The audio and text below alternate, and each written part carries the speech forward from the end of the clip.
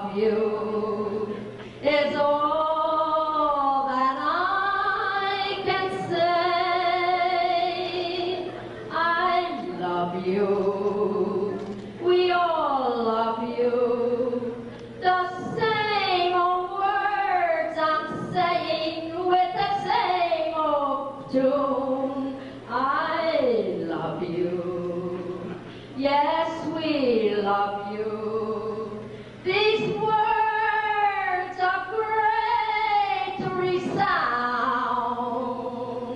And now, my friends, stand up and cheer for Monsignor's great boys town.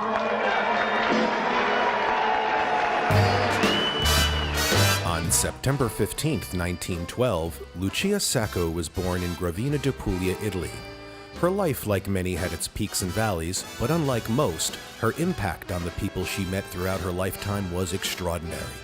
From her impoverished childhood growing up in New York during the early part of the 20th century to her empowered growth and success in the restaurant business, Lucia, known later in life simply as Lucy, would touch the lives of everyone she knew through her humble, hardworking, black and white perspective on life. Whether you lived in a mansion or in a box, Lucy welcomed you into her life as if you were one of her own, and in her eyes, you were. This is the story of the life of Lucy Loglisci. Be so sweet.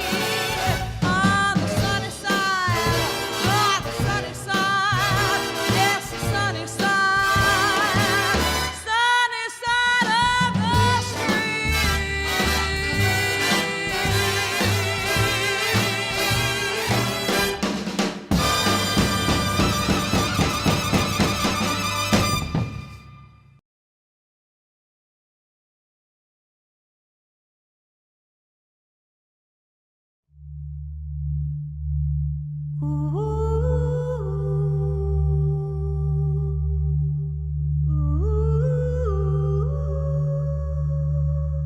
I was born in Italy, in Gravina de Puglia.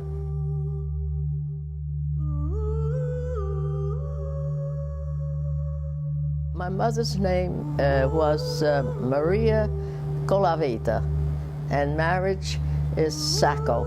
We came over on the boat, but naturally I was a baby, so I didn't know, what was going or coming, see. We went to New York City on 3rd Avenue, around there someplace. And we used to live on the 4th floor, 5th floor, and then we went to New Jersey. We moved to New Jersey, and we stayed there about maybe 3-4 years, and the money wasn't enough. It wasn't supporting us pretty good. And then we came to Stamford.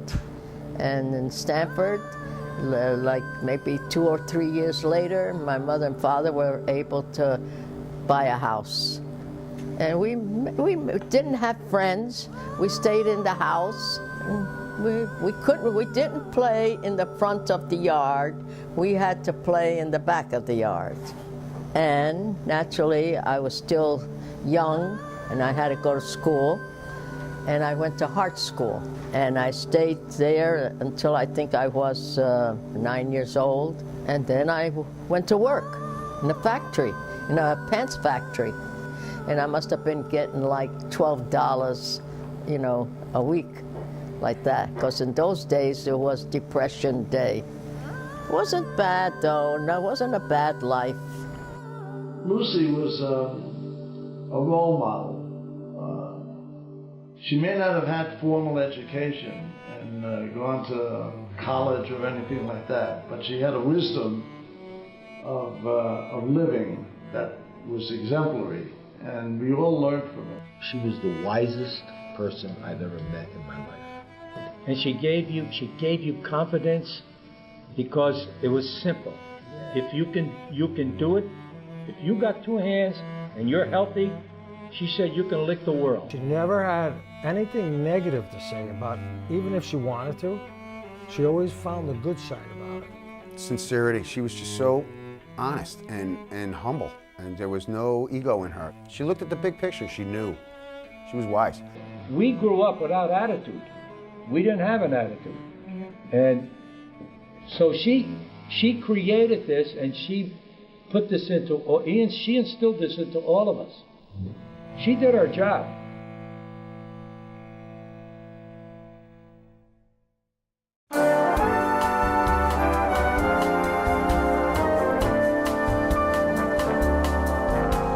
So going back to the Starlight, back in 1952,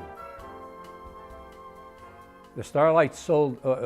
Starlight was looking for someone to work the concession, and Uncle Mario and Aunt Fran knew the owner of the Starlight, which was Bill Sobel. Uncle Mario knew Bill Sobel, the owner of the drive-in, and he knew Lucy needed money. He knew that we didn't have anything, and he knew she wanted to look for an extra job. So he asked Bill, if I asked my sister-in-law to come in, would you hire her? He said, and Bill said yes. At that time, I did all the work for the Starlight Theater, all the excavating work down there, and prepared the place for the drive-in theater. And I got to know the owner pretty good. And I was able to get Lucy her first job, I think. Now, Grandma would not go unless Aunt Fran went with her. So he told Grandma that Aunt Fran was going to go with her to work in the snack bar. That's the only way she said yes. So at that time, Grandma didn't know anything about public service. She was strictly an Italian woman taking care of her kids, and that was it. So he puts her on the popcorn machine. And naturally, she used to hide behind the popcorn machine because she was embarrassed when the concessions used to open up, when the theater was for concession. And she was so embarrassed that she would hide behind the popcorn machine. Even though she was embarrassed to work in a place like that, she needed to because my father didn't make that much money. And he wasn't the kind of guy that went looking, he wasn't aggressive. Nothing fazed him. He didn't care if I went, came, up, down, in, out. He never asked any questions. Uncle Louie was a kind of a going out person, he never was around, and he hung out with a lot of guys, and the advantage he had is he had something to drive. He was able to go anywhere he wanted because mostly everybody in the family still were driving, except the men, Didn't take things seriously, and he was laid back. Yeah, and Lucy was in command. That's what it was, in everything. Father was in like he just wanted to do his 9-to-5 situation. He didn't look at the big picture, and that's why my mother stepped up to the plate when she went to Starlight Drive-In, and then when she went and she supported Ralph in business, absolutely, because she knew this was going to get her family to the next plateau. So we lived in a 6-family house at the time, and we rented a little apartment, and she wanted to get out of there because the street was going down. There was no way we could get out. She needed to make extra money. Right. It was either her or we stay there. We were poured in dirt, and I use that word. Lucy had to work because Grandpa's money wasn't enough, and you lived in a 6-family flat. And Grandma used to put the money in envelopes because she didn't know how to do any bookkeeping. One was for the gas and electric, one was for the insurance, and one was for this. And she always had enough to take care of the children. She knew how to organize her lifestyle with her family. She took that responsibility amazing. Lucy had this reputation that didn't even know how to write a check. And she wasn't brought up in business. She wasn't but she had that talent. Yeah, I don't she know knew how to run her lifestyle. She couldn't go off the front porch when they were growing up. She was a teenager. Couldn't go off the front, couldn't sit on the front porch. Had to sit on the back porch. How savvy can she be in 1950? She was street smart.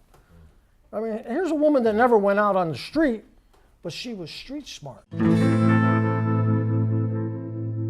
Well, to make a long story short, she started introducing her pizza to Bill Sobel. She said, Bill, I make a pizza. Can we try it for your concession? She saw the pizza and she went home the next day, made her own pizza, brought it to the snack bar the next night, and sold it so fast that that was her job every single night after that. And that was history. They made more money on that pizza than they did any other item, and before you knew it, they had her picture on the screen, as you can see in the sign, Lucy's Pizza. That was a big shot thing. My mother worked for Starlight Driving, and before you know it, her picture was on the screen. After maybe 6 months, 8 months, because she became very popular, everybody went to the drive-in just to eat Grandma's pizza. The night that they were going to put her picture on the screen, Bill didn't tell her. During intermission, the picture was going to go on the screen. Everybody knew it but her. All of a sudden it came on. Lucy's Pizza on the big screen down at the Starlight Drive-In. And that's how it was. Every night they had her picture on the screen with the pizza. I was like 10, and then my younger brother, Tony, it was just him and I, and because Ralph and Johnny were away. And I used to stay home. We would stay home with my father while she worked at night down at the drive-in. And then in the summertime, we used to go to the drive-in with them, and then we'd watch the movie, him and I. And my father was a special cop down there, and she was in the kitchen, in the snack bar. It had to be one of the best times in my life.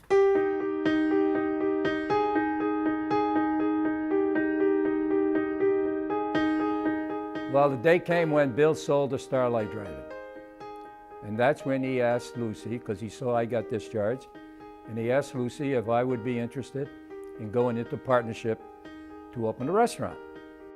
So then Bill, because she was there 5 years, and Bill had a partner, and they wanted to get out of the Starlight Drive-In. They decided that I think they were going to sell it.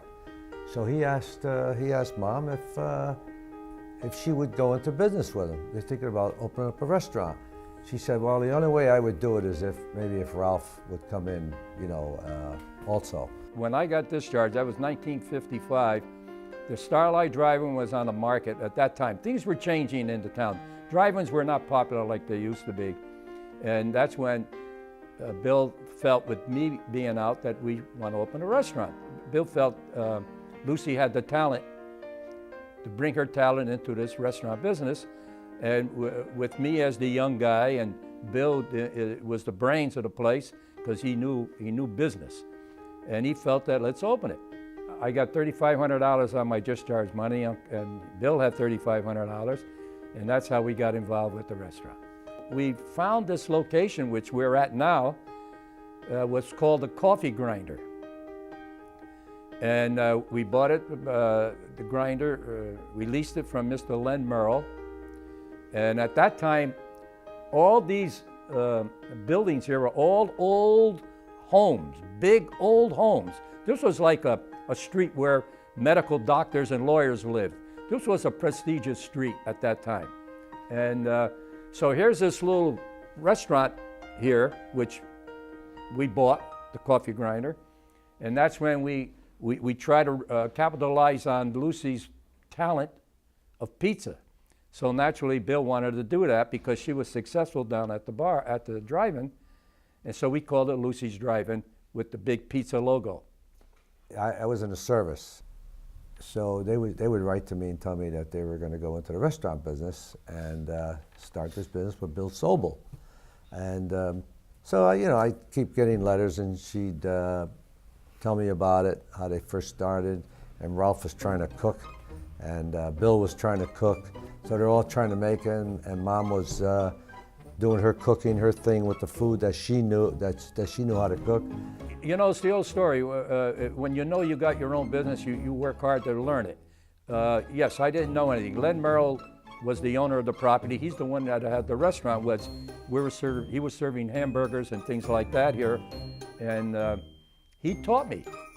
He stayed with me maybe a month, and he stayed with me on the grill. He taught me how to prep. He taught me how to make the best hamburger in town. He taught me how to do this. I didn't know how to fry an egg. I had no idea what I was doing. But when you don't have anything, this was the biggest thing for us.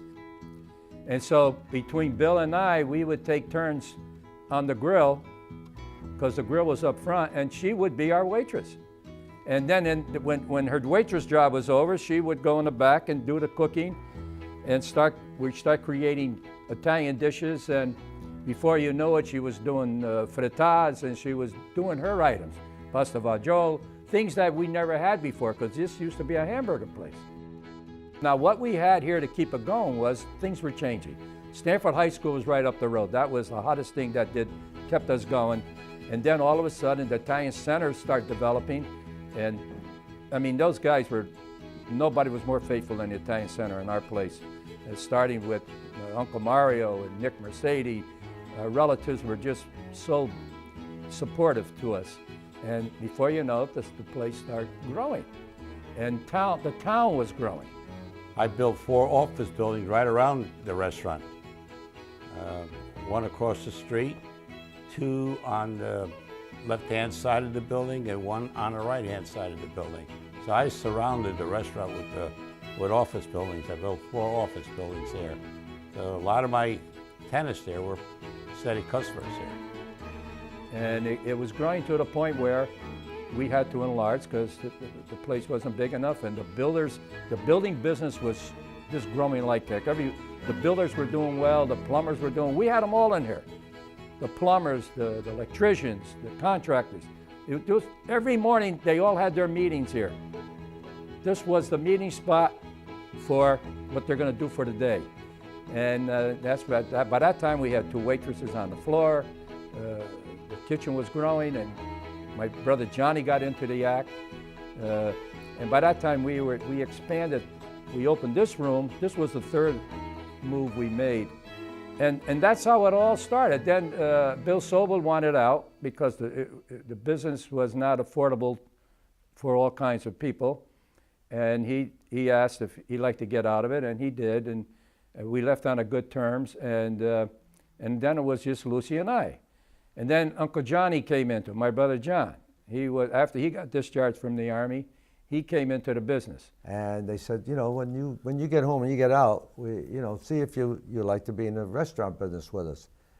I said, well, I'm not sure, I said, because I was thinking about going out to California, live with Nikki Blair. That's just the thing I wanted to do, maybe go into acting, that stuff. So all right, I got out. She says, well, what do you think? You want to come in? I said, well, let me try it out. Let me see what happens. I'll give it some time. Anyway, I finally stayed, and 37 years later, I never looked back. And that was the time when coffee shops were very busy. And naturally, Lucy was there with us. And then she always stayed. She never went home. She was so faithful to this place that it was amazing. She sacrificed raising her daughter to a point, and that bothered her. So she used to put the burden on me, because my father wasn't the type of guy who was strong enough to control children. So my mother, Lucy, gave that responsibility to my brothers, mainly Ralph. And I had to answer to him. Not my father, not even her, but him. He used to tell me, stay home and help mommy. Do this, do that. Don't go out. Ma, she can't do this, she can't do that. So he had that responsibility, and today, I feel sorry. I have to say, growing up, and I think Annette could say this also, Ralph took the place of my father in more than one way. I knew what Lucy wanted, and her and I thought the same way. We didn't fight each other. We had no differences. Now, there was no other way to go but the way we went.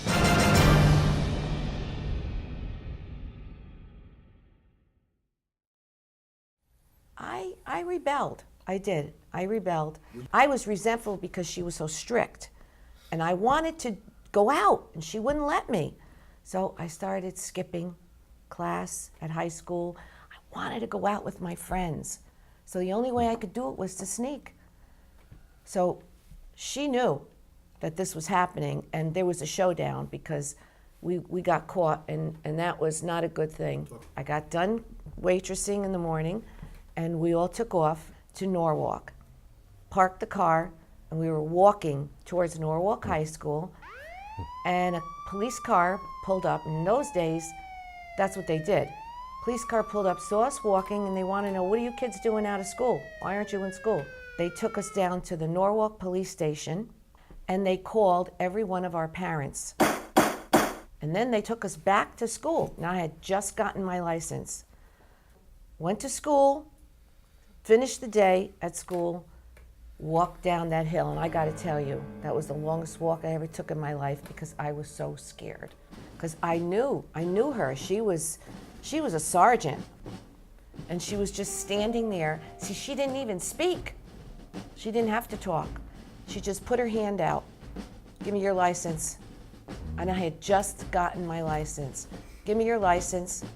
She took my license away from me, and then she said to me, she said, so you're either gonna stay here, come in the restaurant, or you're gonna go to hairdressing school. One or the other. You have a choice. That's what you're gonna do. Now, I didn't want to stay here because of my brothers. I said I didn't want to be under them. I mean, they were sergeants. She always like laid it out for you, the right way and the wrong way. Now you make the decision. But you know what? She made you feel so bad sometimes, you knew you were going to go her way. But she used to get here, go home, cook for the night, and then come back. And at 3 o'clock in the morning, we close this place. And then we would go, I would take all the girls and we'd go to the White Tower on top of the hill to treat the girls. I missed having a relationship with my mother. I did not have a social relationship with her. A mother-daughter, yes, and I had a wonderful relationship that way, but we couldn't go out, we couldn't do things together because she was here with my brothers, and I was jealous that they were with her every day and I wasn't. So by the time we got home, it was 4 o'clock in the morning. This was every day. And then we would talk about tomorrow in the hallway, because we lived on up on the Cove Road. Uncle Ralph and Grandma bought a house on Cove Road, and he was married with a child. They lived downstairs, we lived upstairs. There was no money, and they were working so hard. We were not getting paid at first. Well, no one was We're not getting paid at first. So the stress was unbelievable. And little by little we started, and Ralph and I were doing we were doing the books, we were doing the cleaning, we were doing the cooking, we were doing everything. 16 hours a day. Every single day of the week. So we were, everything was on us. Everything was, until we could afford to get help to bring in. And I know we were rotating days and nights and preparation and dishwasher. Then I finally got to be on the grill by 14 and so on and so on. So I had a shift, everybody had a shift, and everybody worked around the clock. And of course, Lucy was in the middle of it all.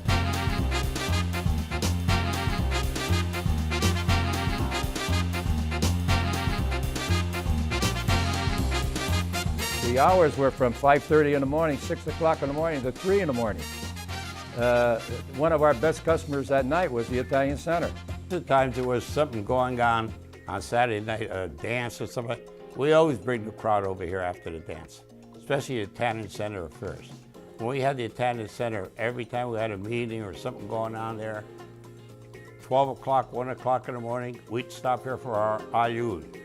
I mean, they'd be ready to give us eggs or alu, whatever we wanted, and it'd be at Lucy's restaurant.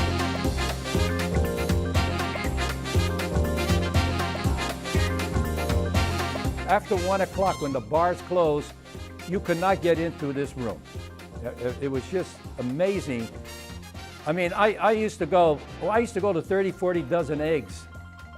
The eggs used to come up to my ankles, because then we moved the kitchen, we put the kitchen on the side in the back, and because now we were progressing, and it was just amazing, the people that were coming in here.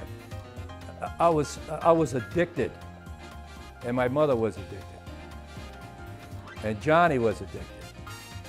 We just loved it. This was our first home.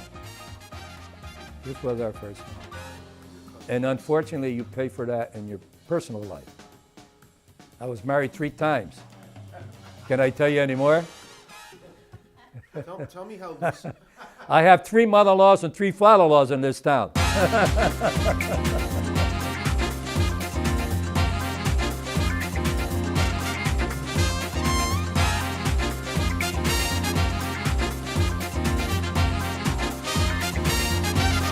But this was our life. This was what we knew. And we weren't going to let it go. We were going to keep going on it. And naturally, Lucy was behind it all the way. She wouldn't let us slow down either. And I used to wonder where she got all this energy. This woman was constantly going every day. You know, it was amazing. Yeah, she was, and to watch her do this, that gave us more incentive to work also and to be there. And we would sit and talk about new ideas and what we were going to do, you know, to improve the place. Every other day, it was always somebody of stature or somebody in this town that was, you know, it was just an incredible time. I was always meeting somebody that, and you could tell they were sincere friends. And my grandmother, she did not weigh what status you were. You could be living in a box downtown, or you could be a multi-millionaire. It didn't matter. When you walked in that door, you were her friend. And it was great. It was just great watching her, watching people react to her was a great opportunity.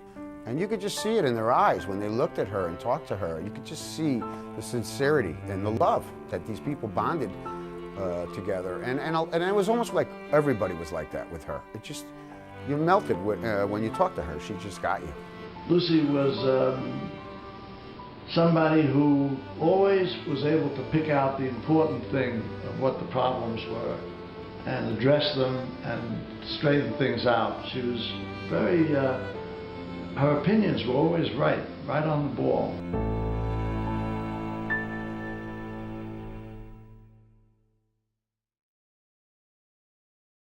Well, what was going on in town was, now you got, there we go again, the town is growing. The business people were doing well, the construction was busy, and we were growing with the town. But what was going on at the 1970s, cocktail bars were opening up, three martini lunches. Corporates were all over this town then. And naturally, we had the bar lounge down on Summer Street, which did very well. So when I saw the activity there, and with my experience now, I felt I was capable. So we said, let's take a chance and let's open a bar lounge, because we felt there'd be more money. We were looking to support 4 families. The coffee shop business was hard to support 4 families, and that was me, Lucy, Johnny, and Tony. So we took a chance and we opened up JR's Bar Lounge.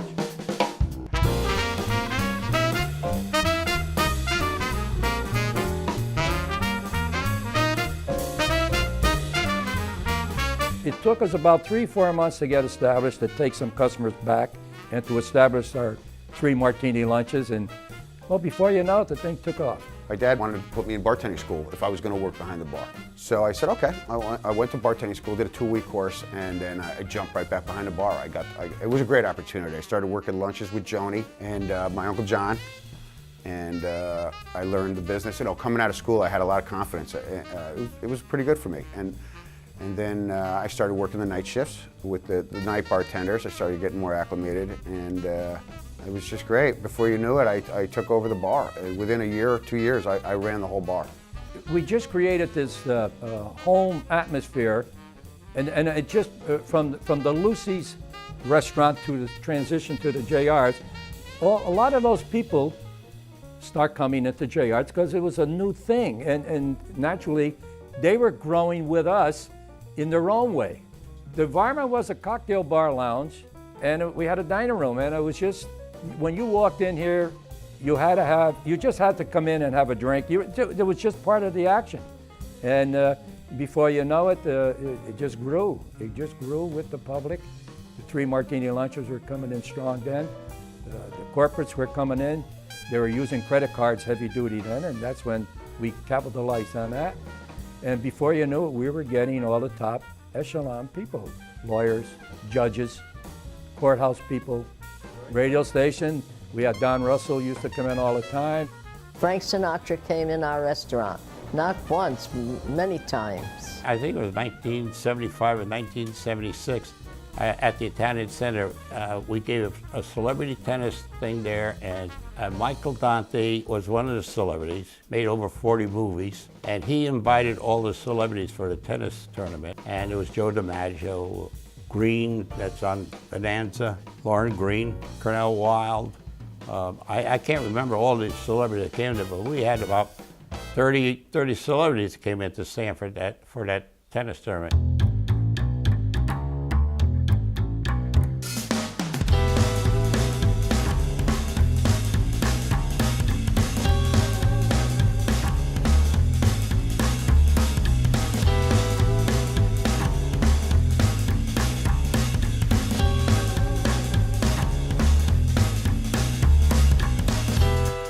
Gave a big banquet.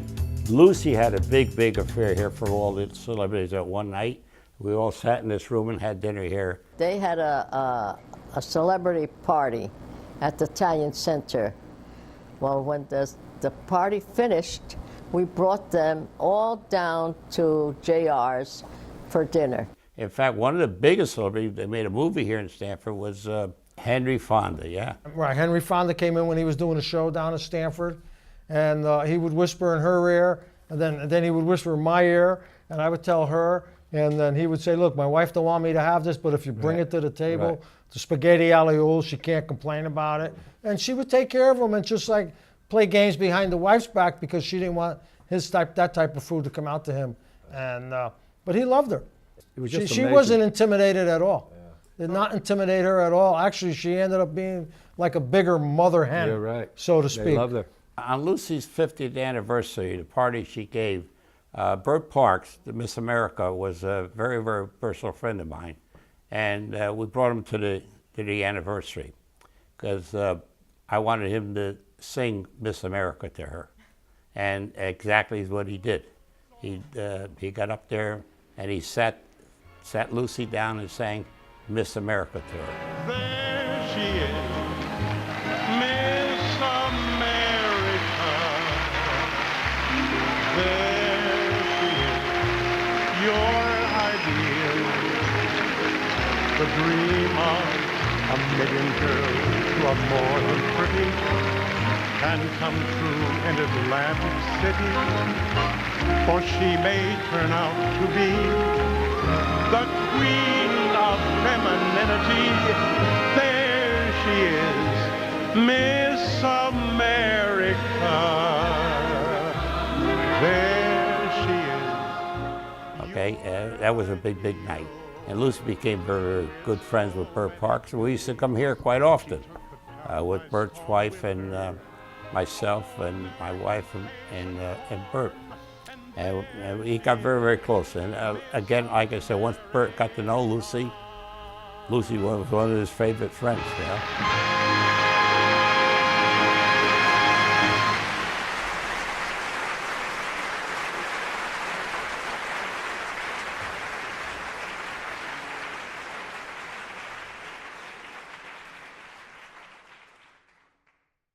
The cocktail lounge was the hot thing then. But we were serving wholesome food. I mean, it wasn't just drinks. I mean, our menu was big enough to enjoy a steak sandwich, Italian food. I mean, we had to make sure that was all part of it because just to be a drinking place was not our forte. We wanted to make sure our menu was big enough to keep everyone happy. Lucy was with the menu. Everything that come off that menu, she was involved with. I mean, whatever it was, her, my father, Louis, and my younger brother, Tony, they were the really people who made the food menu. Johnny and I took care of the front. We took care of the bar. But the kitchen was run by Tony, Lucy, and Louis. Louis, he used to come here 5:30 in the morning, and he'd made all the food prep where when Lucy walked in, all she had to do was finish it off in the sauces or whatever needed. But he was good. He was good when he wanted to be. He was good. We had a good team. Daytime, I would be the early guy coming in the kitchen. You know, you had your shifts, then you had split shifts and everything.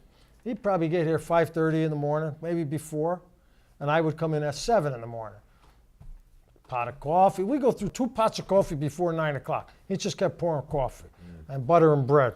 He was here early in the morning, first thing in the morning. And he'd do the meatballs, and he'd put the roast beef in the oven, and whatever was needed to be done.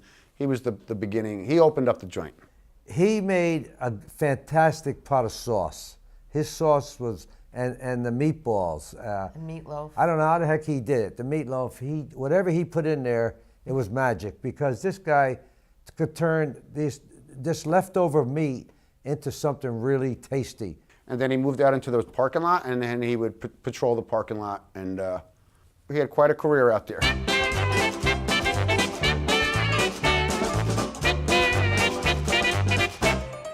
Well, he was telling people they couldn't park out there. You want to park here? Then they slip him a few bucks. That was his thing. That was his job. After he opened the restaurant, he would go out into the parking lot and keep people from taking the parking spaces. So he had a good thing going there with working the parking lot.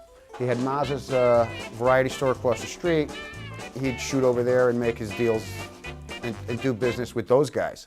Who knows what kind of business went down early in the morning between Mazza and Louis, from what came out of the kitchen and what was going on. There was a lot going on.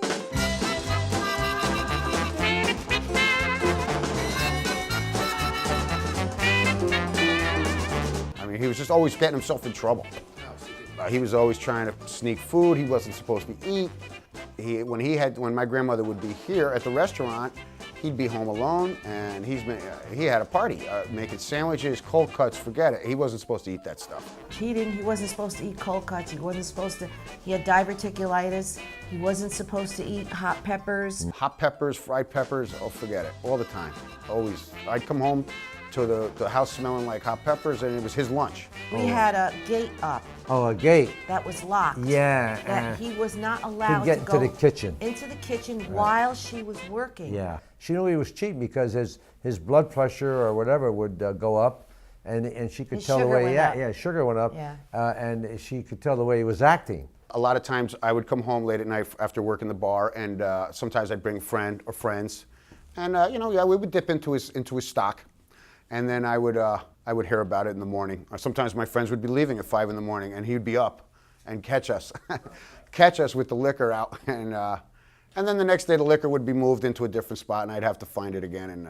But whatever. It was an ongoing battle. We caught him with his sandwiches, stuff that he wasn't supposed to be eating. Okay, we'd open the bag and we'd slip some cardboard between the bread, and so when he took the sandwiches home. He got home, oh, he was so, oh my God. Mad. He used to get mad. Because they played I'll a joke get on even him. with you guys, he says. I know what you did. But you could have fun with him. Yeah. You really could. He expected it. He was a guy's guy, there's no doubt about it, and he was fun to be around. As a little guy, I watched everybody tease him, and I jumped in as well sometimes, but he was a tough guy, and he was just a lot of fun to have fun with. He was easy to have fun with. He had the life. He had the best wife in the world. He had the best cook in the world. And he watched John Wayne movies all day. The guy you couldn't have a better life than him. All that left was him getting in trouble at home on his own. She respected him all the years in the beginning, but then because he was a very laid back guy and was doing his own thing and wasn't making enough money, and like you say, she had to go out and work. This got her going as a businesswoman, and she started realizing or seeing the way life really is, and she started taking over as a business person. Yeah, she did. She got more authority. She was in charge, and he was glad to have her in charge, meaning he was content to let her run the show. He knew, I mean, he didn't have to worry about her because she did the right thing all the time, so. He used to argue with her. He would argue with her and give him a hard time, but she made sense. He couldn't argue with her because she always made sense. When it came down to money, he couldn't argue with her. She had a stronghold on him because she took care of everything. Yeah. And he didn't like it, but he had to go along with it. But he liked the fact she cooked, See, he needed her. Yeah, he did. We ate there every Sunday afternoon. Yeah. Every Sunday we ate there for 35 years. And he used to complain every time we were there because the kids touched, they this, they that. Yeah.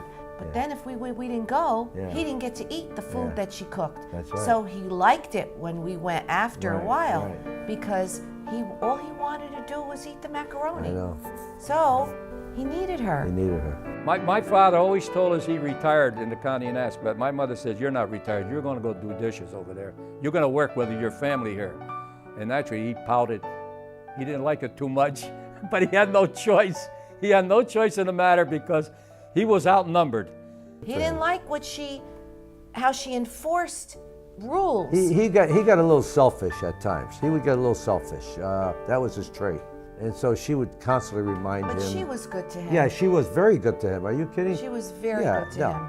They were good for each other until he got to a certain point where I think it was when the kids, that was more upsetting to him when all the little kids, and he couldn't handle that. No, he couldn't. That was not his thing. He couldn't handle it. He never liked it when anyone touched his things. Yeah. He had a lock on everything because he didn't want anyone to touch his things. Yeah. And she went along with those things because in those days, when we were kids, she didn't know any better. Yeah. She was an old-fashioned wife that did her job. Well, she was always giving. And never looked into anything else. But then as she got out in the work world, she saw what the world was really like, so she spoke up. That's right.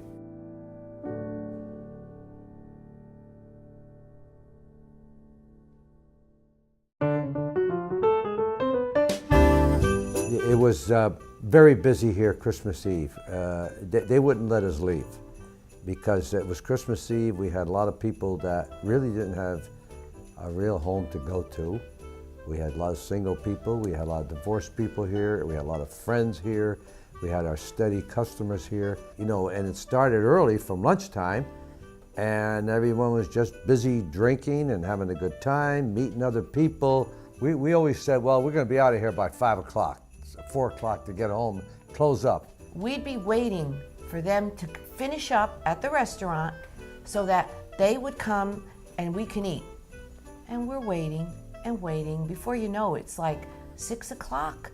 They would stay here until the very end. But these people wouldn't let us leave. They were, you know, it was just a happy time. You know, it was tremendous time with all your friends and customers. And, you know, who's buying who a drink, and it was fantastic. And then 6:30, they'd come in, then everybody came in at that time. And that's when all the food would be put out. Grandma, she did mostly everything. I did some stuff at home, but I have to say, she never made us feel like she needed help. All she wanted us to do was make cookies. She did everything. So when we walked in, all the food was ready to be put on the table. She just wanted to make sure that once everyone got there, then everything would just start. And, you know, all the appetizers were upstairs in the dining room. And meanwhile, we would have food in the oven downstairs ready for dinner after we finished upstairs, all the appetizers. And we had the lasagnas going or the pastas going, and but the kids were small. Yeah, they were little. They were running around. So Grandma always had things set up. Games for the games kids. to play. So she used to go to Woolworths that week, during week of Christmas. She would go to Woolworths and buy all kinds of prizes, wrap them up, and then she would buy a big thing for each of us girls, mothers. So we would play bingo. We had to make each kid win. So this way, when they won, they'd get the prize. Yeah. And they were excited. Yeah. By the end of the bingo game, then she would give us either a big pot or a big macaroni dish. Each of us got the same thing. Yeah, you know, and a big coffee pot that I just used last night. I think to this day we still have 35 years ago, Yeah. she gave each of us this big 20-cup coffee pot that we all used all the time. Now, when we got downstairs, okay, so now the table's set. We had salad made. Everybody would sit down. We were like 30-something people. Anyone was invited. The waitresses, if they had no place to go. We had people off the street that would come in and just sit down and have dinner with us. Everybody was invited. We had a few customers come up there and Everybody stop in. wanted to spend Christmas Eve with us. Well, they knew we were family. We It was a were big family close, gathering. happy. Yeah. Grandma, all she ever wanted to do was serve. Yeah. She wanted to serve everyone, and so everybody could be She together. treated her house like the restaurant sometimes, really. She was open to everyone. Everybody. She would tell them to stop up. Uncle Ralph would bring dishwashers to have dinner with us. Yeah. Waitresses, Your your friends, yeah. relatives, whoever wanted to come Yeah. was welcome. Yeah. And there was always enough food. It's like the wine in the Bible. There was always enough food. We never ran out of food, never. And then we'd have all kinds of desserts on the table. I mean, everybody would bring a dessert, all homemade stuff, cookies, desserts. She orchestrated the whole night. Yeah. And then she'd sit back and just watch. She sat at the head of the table. She enjoyed it. She enjoyed. Yeah, her friends would stop over. She They enjoyed would it in and so out. much. There was always other people there. Or they go to 12 join o'clock us. mass and then come back and they'd have a card game going, bingo going. But you know what her whole key was? Family. It always came, and I don't mean just us. I mean the Sacco girls, the Mercedes, the DiCarlos. Family. It was always family. She's always worrying about the first cousin, the second cousin, the third. How can you do this without this cousin? And it was always family. Stay together, be together, Right. eat together, work together. Exactly. It was very important to her that we were together and that we cared about each other and we helped each other. That was the most important thing. Yeah. She always told us to look the other way. Her humility and her forgiveness was outstanding in her personality. It's not easy to go through life, but you have to be careful what you do. And you ignore the bad part. Stay with the good part. And you be together with people. She was pure heart. Just incredible, easy to talk to, never opinionated. If you go to the dictionary and you look up matriarch, they should put Lucy's name after it.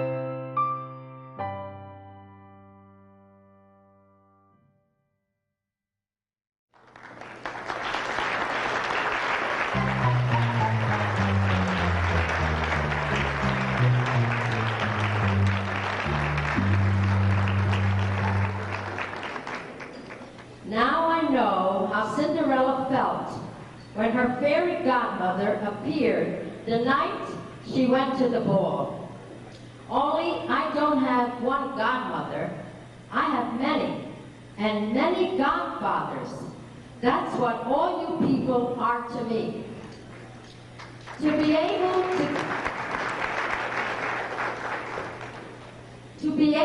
to get to know you, to serve you, and to have all of you for friends has been such a pleasure. I've enjoyed it all. When I first went out of my home to work, I knew nothing of the world or business. I didn't even know how to make change. I had to count on my fingers. Over the years, I met people from all walks of town. Our business has enabled me to learn that because our family or friends have different beliefs and attitudes, we are still all one. We must learn to put aside these differences, change to a positive attitude, put away our own prejudices, and to forgive those people we think have done wrong. This is what life is all about. Family and friends are the most valuable treasures we have. Don't allow bitterness to form a barrier that will prevent you from having a fulfilling life. Through you, my family and friends, I have learned these valuable lessons. Thank you for allowing me to share with you.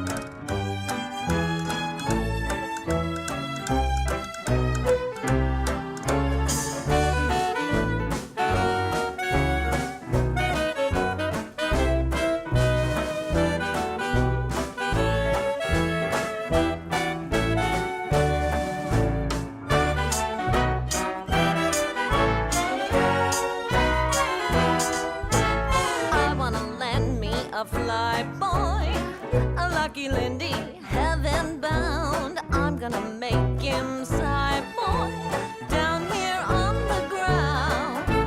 I wanna land me a fly boy. Them fellas give me the wild blues. I wanna make some sky boy wear his wedding shoes. When I see those flyers soaring through the air, I can't get no higher. What a dare! I don't care. I wanna land me a fly boy, a lucky Lindy, heaven bound. I'm gonna make him side boy down here on the ground. I wanna land me a fly boy. Them fellas give me the wild blues. I wanna make some sky boy wear his wedding shoes. When I see those flyers soaring through the air, I can't get no higher. What a dare! I don't care. I'm gonna land me a fly boy. Give him a reason to settle down. We're gonna have some high joy when we're all to bound.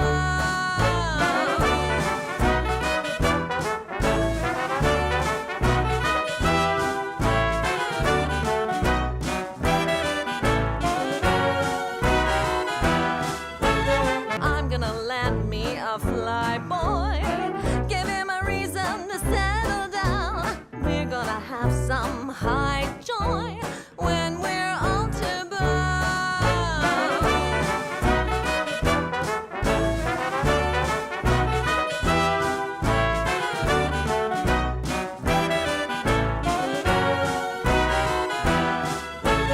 I wanna land me a fly boy.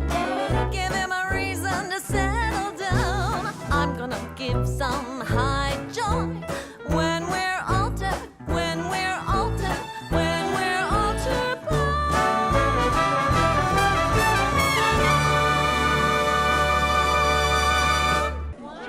No, it should be here. All righty. Close it off. Say goodbye. Thank you. Okay, thank you. Bye. All right, Lou.